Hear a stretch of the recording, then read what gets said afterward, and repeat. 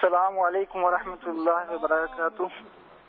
پیارے باپا جان، میں محمد وسیم رضا تاری Lahore medical and dental college Lahore سے عرض کر رہا ہوں۔ پیارے بابا جان، جو جنرل سرجن ہے، MBBS ڈاکٹر جو ہے، وہ تو غیر محرم کو پردے میں رہتے ہوئے اس کا علاج کر سکتے ہیں، لیکن جو ایک ڈینٹسٹ ہے وہ غیر محرم کو بغیر پردے کے نہیں دیکھ سکتا، اس کا علاج نہیں کر سکتا، کیونکہ اس کا کام اس کے دانتوں کا کام، اس کے منہ کا جو کام ہے بغیر دیکھے نہیں ہو سکتا۔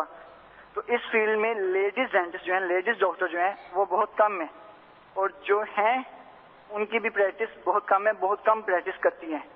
تو اس بارے میں ارشاد فرما دیں کہ کیا حکم ہے کہ اب مریض کہاں سے کروائیں، کیونکہ وہ کم ہے، اور جو ڈینٹسٹ ہے وہ اس کے لیے کیا احتیاط ہے، اس کے لیے کیا حکم ہے؟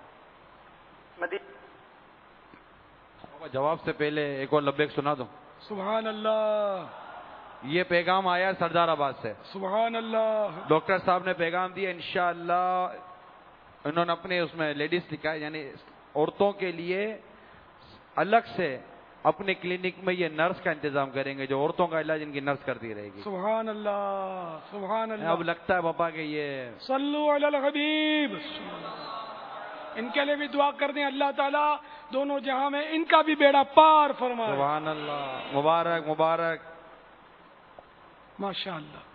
نہیں، اللہ کا کرم ہے، خدا ترس ڈاکٹر پڑھے، ایسی بات نہیں ہے۔ انشاءاللہ دعوت اسلامی مدنی انقلاب لائے گی، انشاءاللہ انشاءاللہ۔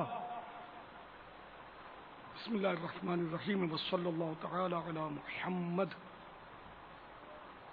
وہ اس کا جواب سے پہلے غیبت کے خلاف آپ للکار تو ذرا، آج بھول گیا،